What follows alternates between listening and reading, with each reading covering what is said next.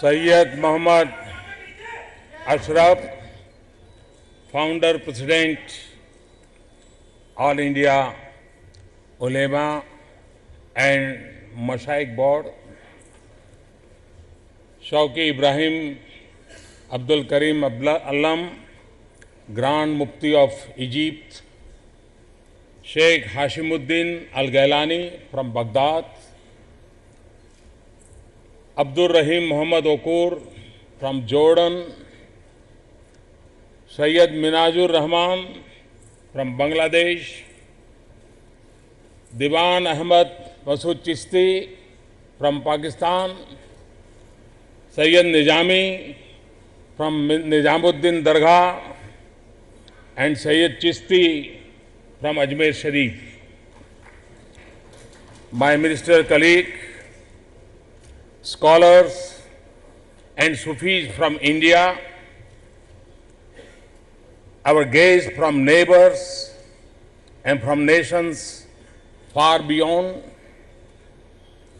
welcome to a land that is a timeless fountain of peace and an ancient source of traditions and faiths, which has received and nurtured religions from the world.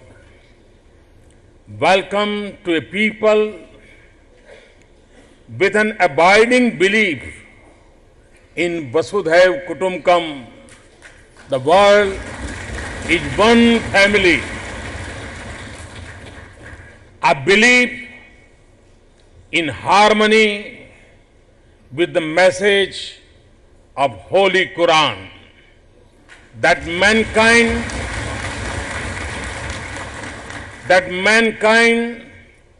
were one community, then they differed among themselves.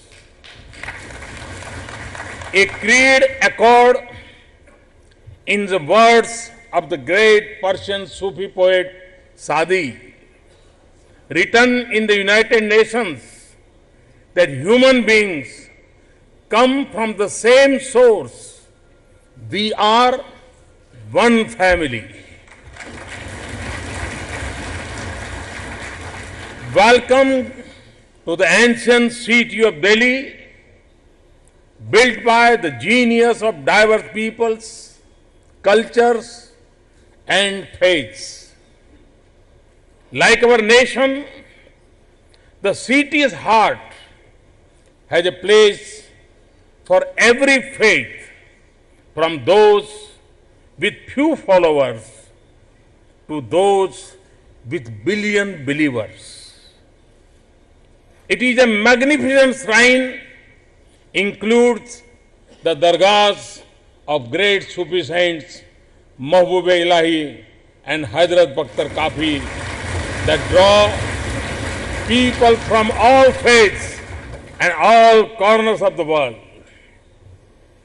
This is an extraordinary event of great importance to the world at a critical time for humanity.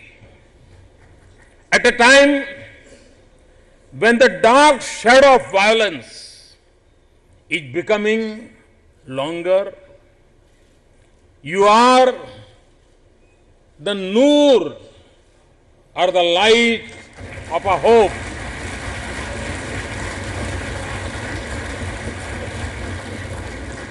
When young laughter is silenced by guns on the streets, you are the voice that heals.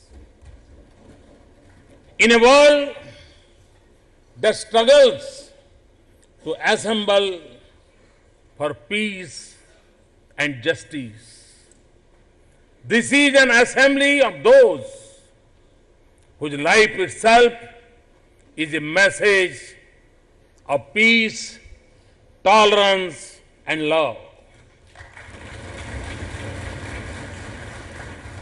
You have come from different lands and cultures, but you are united by a common faith. You speak different languages, but they blend together in a message of harmony. And you represent the rich diversity of the Islamic civilization that stands on the solid bedrock of a great religion. It is a civilization that reached great heights by the 15th century in science, medicine, literature, art, architecture, and commerce.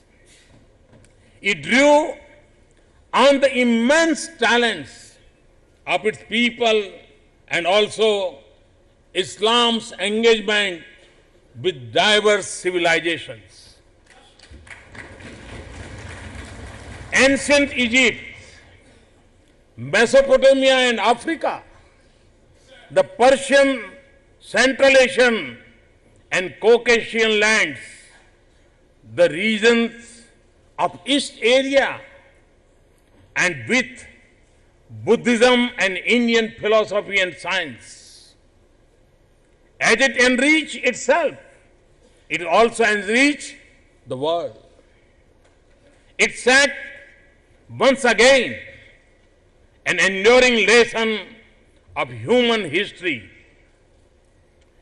It is through openness and inquiry, engagement and accommodation, and respect for diversity that humanity advances, nations progress, and the world prospers. And this is the message of Sufism, one of the greatest contributions of Islam to this world. From its origins in Egypt and West Asia, Sufism traveled to distant lands, holding aloft the banner of faith and the flag of human values. Learning from spiritual thoughts of other civilizations and attracting people with the life and message of its saints. In the different settings of Saharan Africa or in Southeast Asia, in Turkey or in Central Asia, in Iran or India, Sufism reflected the universal human desire to go beyond the practice and precepts of religion for a deeper unity with Almighty. And in that spiritual and mystical inquiry, Sufis experience the universal message of Almighty. That perfection in human life is reflected in the qualities that are dear to God. That all are creation of God, and that if we love God, we must also love all His creations.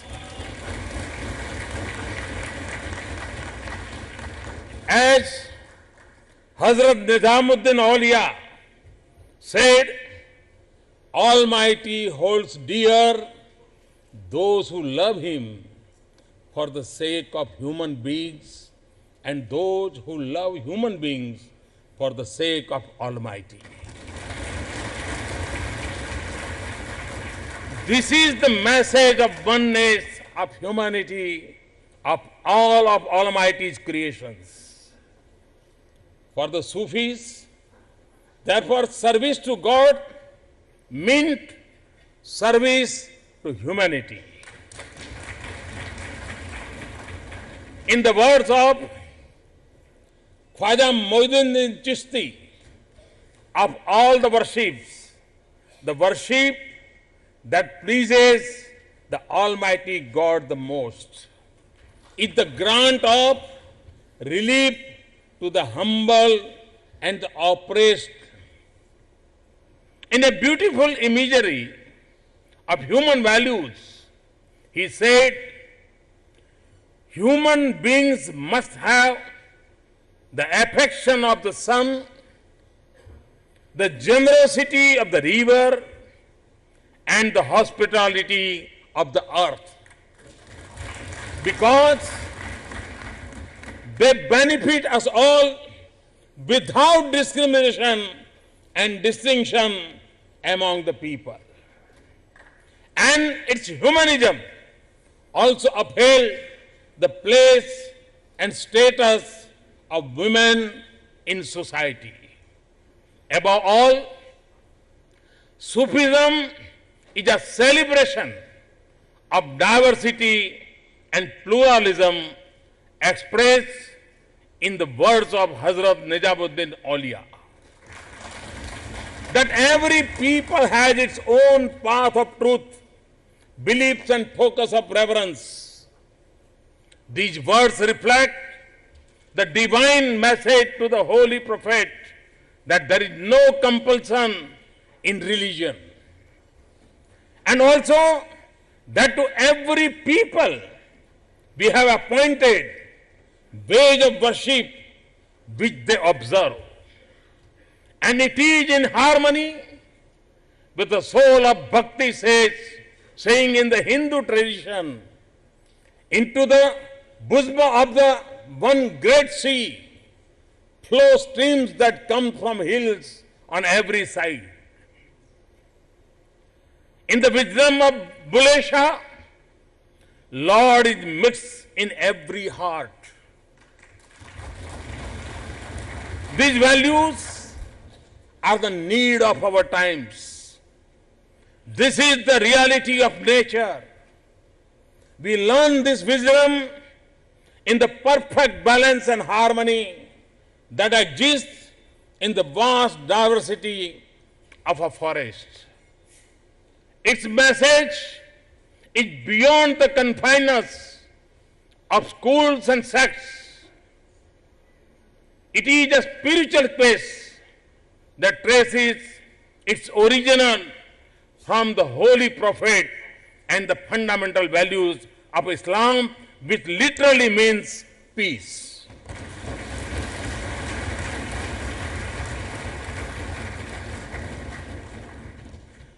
And it reminds us that when we think of the 99 names of Allah,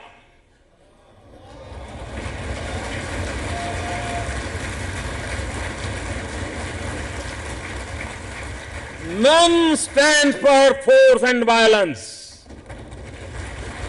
And that the first two names denote compassionate and merciful. Allah is Rahman and Rahim.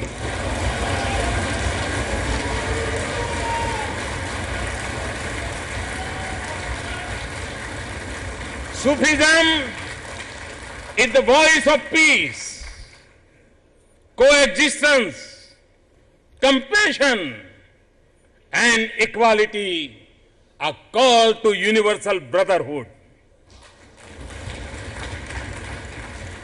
And just as India became a principal center of Islamic civilization, our nation also emerged as one of the most vibrant hubs of Sufism.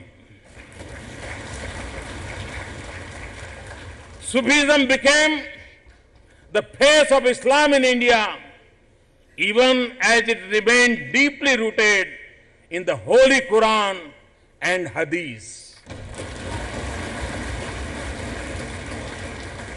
Sufism blossomed in India's openness and pluralism. It engaged with her spiritual tradition and evolved its own Indian ethos. And it helped shape a distinct Islamic heritage of India. We see this heritage in the fields of art, architecture, and culture that is a part of the fabric of our nation and our collective daily lives. We see it in the spiritual and intellectual tradition of India. It helps strengthen the inclusive culture that is our great nation's immense contribution to the cultural tapestry of this world. In Baba Farid's poetry or Guru Granth Sahib, we feel the same spiritual connection. We see compassion in the langars of Sufi shrine and the village tombs of local peers that attracted the poor and hungry. The words of Hindvi were spoken in the Sufi khanqahs. Sufism's contribution to poetry in India is huge. Its impact on the development of Indian music is profound. None had greater impact than the Sufi poet, musician Amir Khusro.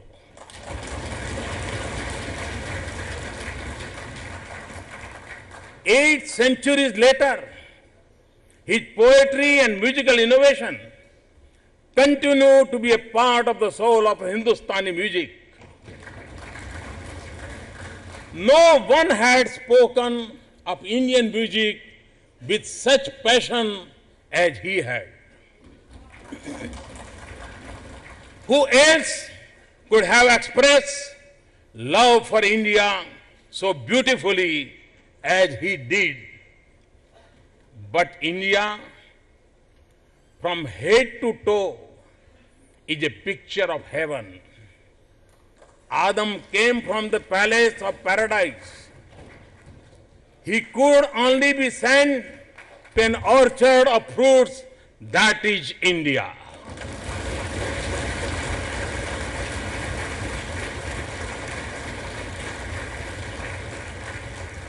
If India is not paradise, how could it be made the abode of the peacock, the birds of paradise? It is this spirit of Sufism, the love for their country and the pride in their nation, that define the Muslims in India.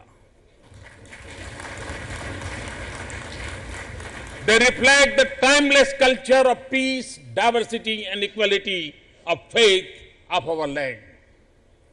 They are steeped in the democratic tradition of India, confident of their place in the country, and invested in the future of their nation. And above all, they are shaped by the value of the Islamic heritage of India. It affords the highest ideals of Islam and have always rejected the forces of terrorism and extremism.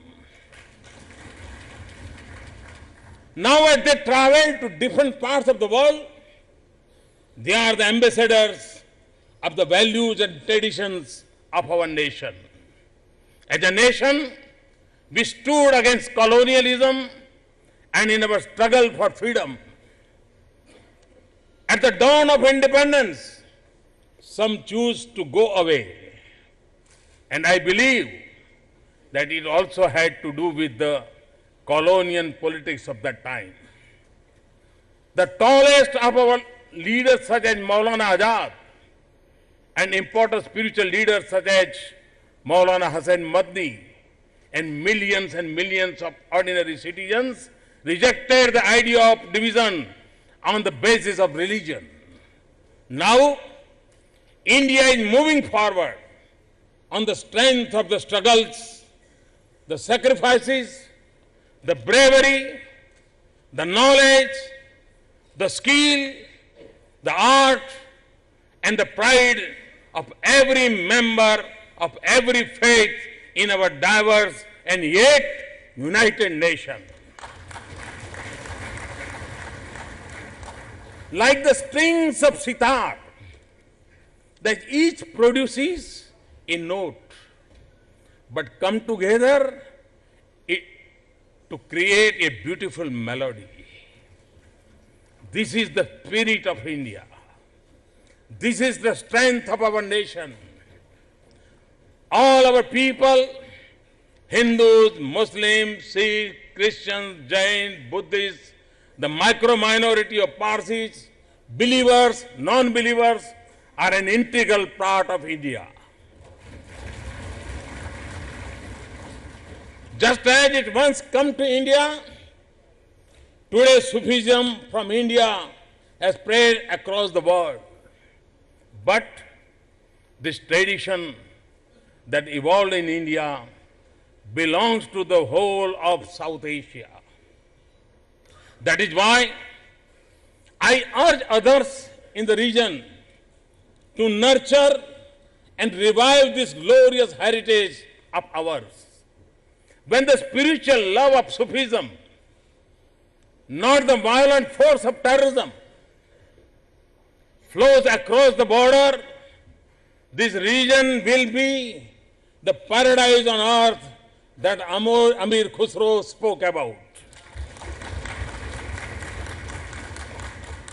Let me paraphrase what I have said before. Terrorism divides and destroys us. Indeed, when terrorism and extremism have become the most destructive force of our times, the message of Sufism has global relevance. In the centers of conflict in West Asia, to calm cities in distant countries, in the remote villages of Africa, to the towns in our own region, terrorism is a daily threat. Each day brings us terrible news and horrifying images of such schools turned into graveyards of innocence, of prayer gatherings turned into the funeral processions, of call to prayer or adhan drowned by the sound of explosions, of blood on the beaches, massacres in malls and smoldering cars on streets, of thriving cities ruined and priceless heritage destroyed, and of parents bearing coffins, entire communities dislocated, millions displaced, and refugees caught between fire and stormy seas. In this digital century of new promise and opportunities, the reach of terror is growing and its toll is rising every year. Since the beginning of this century, tens of thousands of families have lost their loved ones in thousands of terrorist incidents globally. Last year alone, I'm talking about 2015. Last year alone, over 90 countries experienced terrorist attacks. Parents in 100 countries live with the daily pain of their children lost to the battlefield of Syria. And in a globally mobile world, one incident can claim citizens of many nations. Every year, we spend over $100 billion on securing the world from terrorism. Money that should have been spent on building the lives of the poor.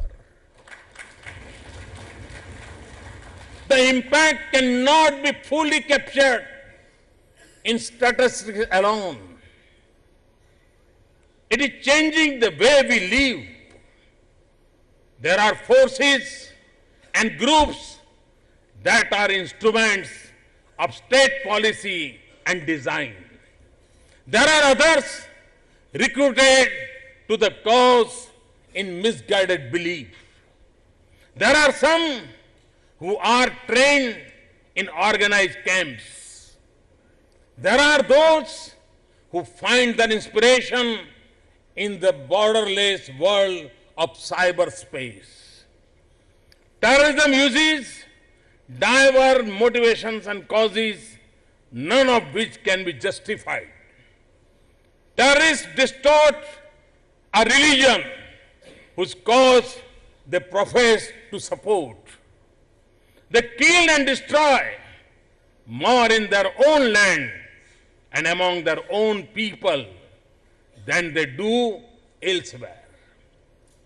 And they are putting entire regions to peril and making the world more insecure and violent.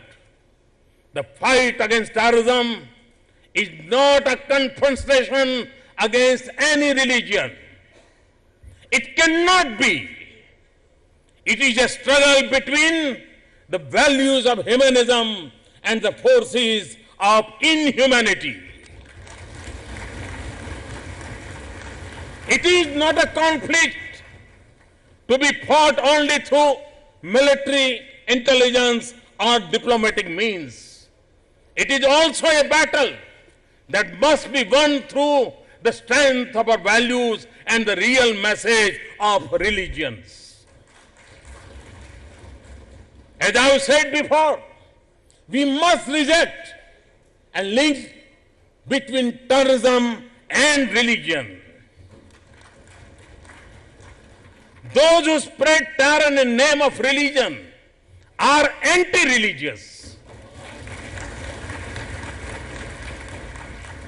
And we must advance the message of Sufism that stands for the principles of Islam and the highest human values.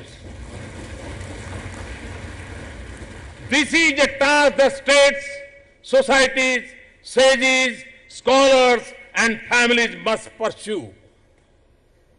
However, to me, the message of Sufism is not just confined to combating terrorism.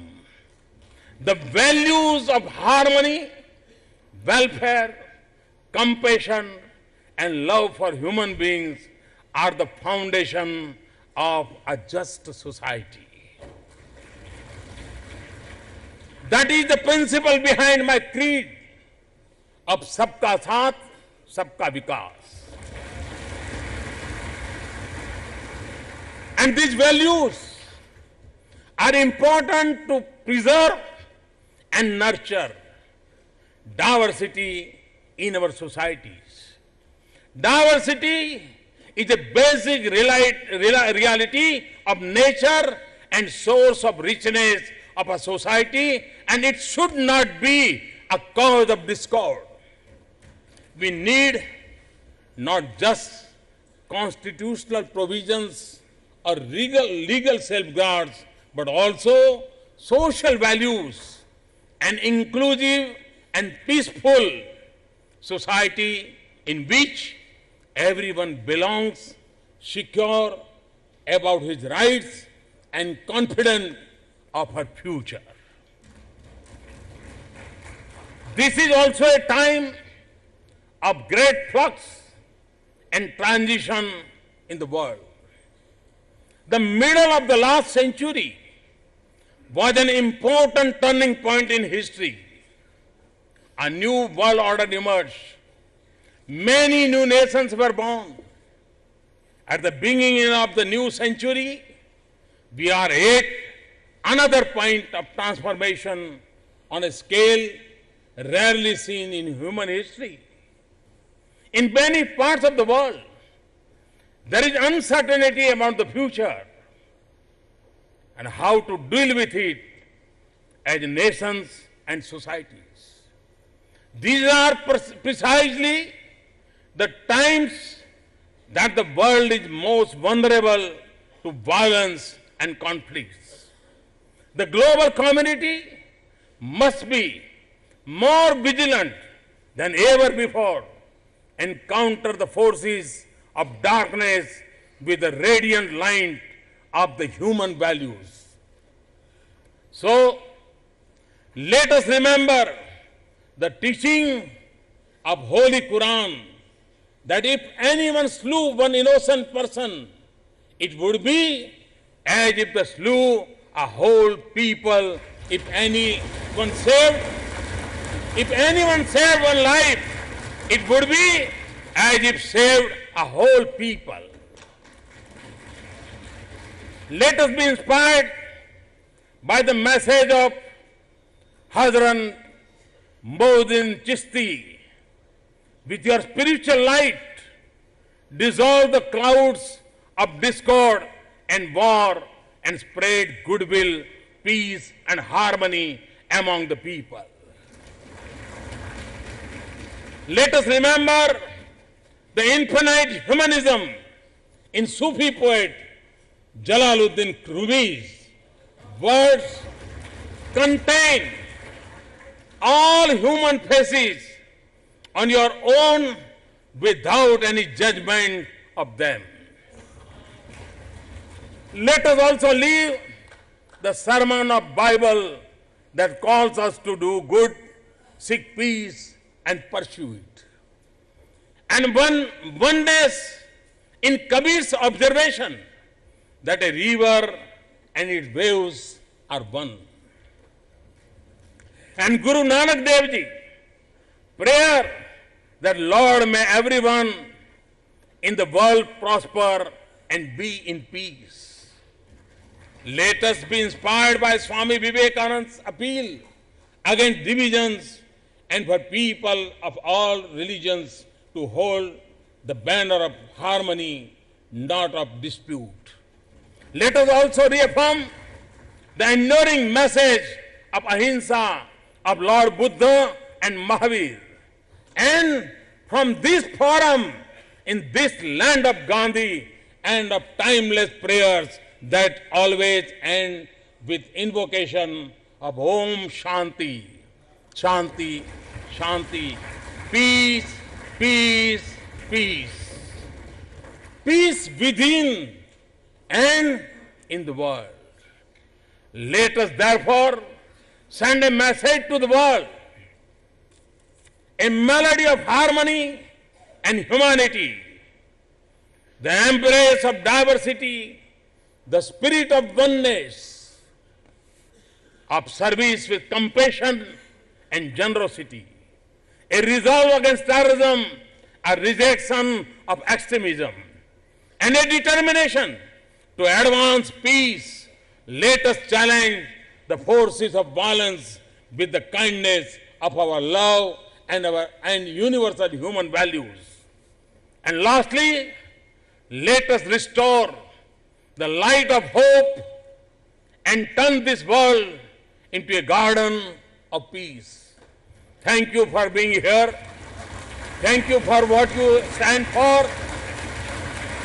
Thank you. Thank you. Thank you for the role you are playing in building a better world. Thank you very much. Thanks a lot.